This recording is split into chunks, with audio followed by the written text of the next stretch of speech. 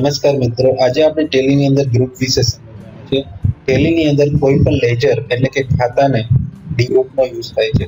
એટલે કે કોમ્પ્યુટરને ખબર નથી હોતી કે આ લેજર છે એ કઈ ટાઈપનું છે, એસેટ છે, લાયબિલિટી છે, એક્સપેન્સ છે, ઇન્કમ છે, સેલ્સ છે, પરચેસ છે, કેપિટલ છે. તો ગ્રુપ દ્વારા ટેલીને સમજાવવામાં આવે છે કે આ જે લેજર છે એ એક્સપેન્સનું છે, આ ઇન્કમનું છે, અને એ રીતે એ બેલેન્સ શીટ, પીએનએલ અને ટ્રાયલ બેલેન્સમાં ઇફેક્ટ આપે છે. તો ગ્રુપ સૌથી ઇમ્પોર્ટન્ટ છે. ટેલીની અંદર બાય ડિફોલ્ટ 28 ગ્રુપ આપેલા છે, જેમાંથી 15 પ્રાઇમરી અને 13 સબ ગ્રુપ છે. આપણે વન બાય વન ગ્રુપ સમજીએ. સૌપ્રથમ અકાઉન્ટ ઇન્ફોર્મેશન મેનુમાં જશું. ગ્રુપમાં જવાનું, ડિસ્પ્લેની અંદર તમે જોશો તો 28 ગ્રુપ છે. આપણે વન બાય વન ગ્રુપને એક વખત સમજી લઈએ. બેંક એકાઉન્ટ, જ્યારે તમે ટેલીની અંદર કોઈ પણ બેંકનું લેજર બનાવો તો એ તમારે બેંક એકાઉન્ટ ગ્રુપની અંદર બનાવવાનું. એટલે કે એચડીએફસી બેંકમાં તમારું ખાતું હોય અને HDFC current account, ICICI current account, SBI current account, તો બેંકના જેટલા બી ખાતા હોય તમારે બેંક એકાઉન્ટ ગ્રુપની અંદર બનાવવાના રહેશે. બેંક ઓસીસી, બેંક પાસેથી તમે કેશ ક્રેડિટ લીધી હોય તો એનું જે લેજર છે એ બેંક ઓસીસી ના ગ્રુપની અંદર બનાવવાનો રહેશે. એવી જ રીતે બેંક ઓડી, એટલે કે બેંક પાસેથી ઓવરડ્રાફ્ટની ફેસિલિટી તમે લીધેલી હોય તો એનું લેજર તમારે બેંક ઓડી એકાઉન્ટની અંદર બનાવવાનું રહેશે. પછી આવશે બ્રાન્ચ ઓર ડિવિઝન, એટલે કે તમારી કોઈ બ્રાન્ચ હોય અલગ અલગ અને એનું તમે લેજર મેન્ટેન કરતા હોય તો એ તમારે બ્રાન્ચ ઓર ડિવિઝનના ગ્રુપની અંદર બનાવવાનું રહેશે. પછી છે કેપિટલ, શેર કેપિટલ હોય, પ્રોપ્રાઇટર કેપિટલ હોય, પાર્ટનરશિપ કેપિટલ હોય, જે બી તમે કેપિટલનું લેજર બનાવો એ તમારે કેપિટલ એકાઉન્ટના ગ્રુપની અંદર બનાવવાનું રહેશે. એટલે સિસ્ટમને ખબર પડે કે આ કેપિટલનું લેજર છે. કેશ ઇન હેન્ડ, કેશનું લેજર જે બનાવો એ તમારે કેશ ઇન હેન્ડમાં બનાવવાનું.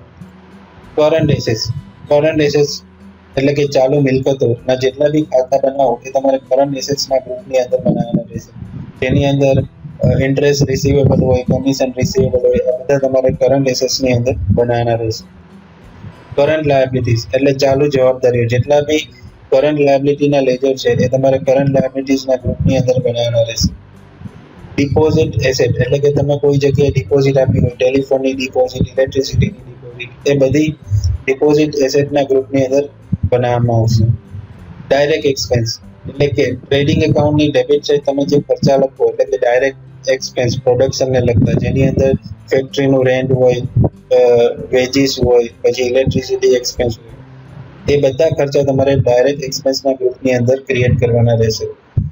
ડાયરેક્ટ ઇન્કમ, ડાયરેક્ટ ઇન્કમ એટલે કે તમારી જે બી ઇન્કમ હોય એ તમારે ડાયરેક્ટ બિઝનેસને લગતી ઇન્કમ ડાયરેક્ટ ઇન્કમની અંદર બનાવવામાં આવશે. ડ્યુટીઝ એન્ડ ટેક્સીસ, ટેક્સને લગતા જે બી લેજર હોય એટલે કે જીએસટીનું હોય, ડીડીએસનું હોય, આ બધા લેજર તમારે ડ્યુટીઝ એન્ડ ટેક્સીસના ગ્રુપની અંદર બનાવવાના રહેશે. એક્સપેન્સ ડાયરેક્ટ અથવા એક્સપેન્સ ઇનડાયરેક્ટ એ આપણે આગળ સમજશું.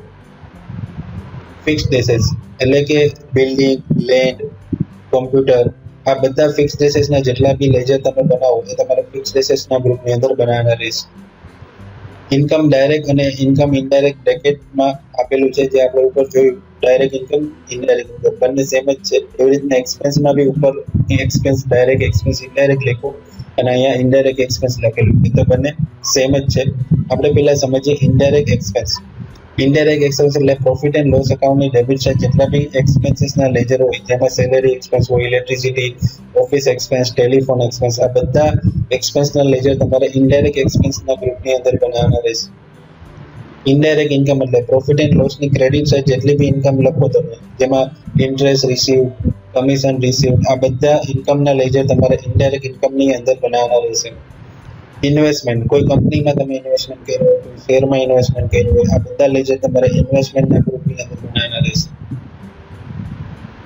લોન એન્ડ એડવાન્સીસ એસેટ, એમ્પ્લોયને લોન આપ્યું હોય અથવા એડવાન્સ પૈસા આપેલા હોય તો એ બધા લેજર તમારે લોન એન્ડ એડવાન્સીસના ગ્રુપની અંદર બનાવવાના રહેશે. લોન્સ લાયબિલિટી, કોઈ બેંક પાસેથી અથવા કોઈ પાસેથી લોન લીધી હોય તો એનું લેજર તમારે લોન લાયબિલિટીમાં બનાવવાનું. મિસલેનિયસ એક્સપેન્સ એસેટ એટલે કે બેલેન્સ શીટની અંદર જે મિસલેનિયસ એક્સપેન્સ એસેટના જેટલા બી લેજર હોય, જેમાં જેનો આપણે 1 યરથી વધારે યુઝ કરતા હોય, એ બધા તમારે મિસલેનિયસ એક્સપેન્સ એસેટ્સની અંદર બનાવવાના રહેશે. પ્રોવિઝન, મંથ એન્ડ અથવા યર એન્ડમાં તમે જે પ્રોવિઝન કરો, જેમાં ગ્રેજ્યુએટીનું પ્રોવિઝન હોય, સેલેરીનું પ્રોવિઝન હોય અથવા કોઈ એક્સપેન્સનું પ્રોવિઝન હોય, આ બધા પ્રોવિઝનના ખાતા તમારે પ્રોવિઝનના ગ્રુપની અંદર બનાવવાના રહેશે. પરચેસ એકાઉન્ટ, પરચેસનું જે એકાઉન્ટ લેજર બનાવો એ પરચેસ એકાઉન્ટના ગ્રુપમાં બનાવવાનું. Reserve and surplus, revaluation reserve, capital reserve, general reserve, આ બધા જ રિઝર્વના જેટલા બી લેજર છે એ તમારે રિઝર્વ એન્ડ સરપ્લસમાં બનાવવાના. રિટેન અર્નિંગ, રિટેન અર્નિંગનું જો લેજર હોય તો એ તમારે આ ગ્રુપની અંદર બનાવવાનું. સેલ્સનો લેજર સેલ્સ એકાઉન્ટના ગ્રુપમાં બનાવવાનું. સિક્યુર્ડ લોન એટલે સિક્યુરિટી સામે તમે લોન લીધું, એટલે કે બિલ્ડિંગની સામે તમે બેંક પાસેથી અથવા કોઈ બીજા પાસેથી લોન લીધી તો એનું લેજર તમારે સિક્યુર્ડ લોનમાં બનાવવાનું. સ્ટોક ઇન હેન્ડ, તમારી પાસે સ્ટોક હોય એનું તમારે લેજર સ્ટોક ઇન હેન્ડમાં બનાવવાનું, જેમાં ઓપનિંગ અને ક્લોઝિંગ સ્ટોક મેન્શન કરવાનું. સન્ડ્રી ક્રેડિટર એટલે કે જેની પાસેથી તમે પરચેસ કરો છો એના બધા લેજરના સન્ડ્રી ક્રેડિટરમાં બનાવવાના. જેની પાસેથી તમે સર્વિસ લો એ બી સન્ડ્રી ક્રેડિટરમાં બનાવવાના, એટલે કે વેન્ડર. એવી જ રીતે સન્ડ્રી ડેટર, તમે જેને સેલ્સ કરો અથવા સર્વિસ આપો એના બધા લેજર સન્ડ્રી ડેટર્સની અંદર ક્રિએટ કરવાના રહેશે. સસ્પેન્સ એકાઉન્ટનું લેજર તમે જો બનાવો તો સસ્પેન્સ એકાઉન્ટના ગ્રુપની અંદર બનાવવાનું. અને અનસિક્યુર્ડ લોન, સિક્યુરિટી વિનાની તમે લોન લીધી હોય તો એનું લેજર તમારે અનસિક્યુર્ડ લોનની અંદર બનાવવાનું રહેશે. તો મિત્રો આ બધા ગ્રુપ છે, આની આ મેઇન ગ્રુપ છે. 28 ગ્રુપ ટેલી ડિફાઇન કરીને આપેલા છે. તમારે વધારે ગ્રુપ બનાવવાના હોય તો તમે બનાવી શકો, પણ એ સબ ગ્રુપ બનશે. મેઇન ગ્રુપ તમને આપેલા છે. હવે હું મારા નેક્સ્ટ વિડીયોમાં તમને સમજાવીશ કે ગ્રુપ કેવી રીતે બનાવવું અને કેવી રીતે ગ્રુપને ડિલીટ કરવું. Thank you.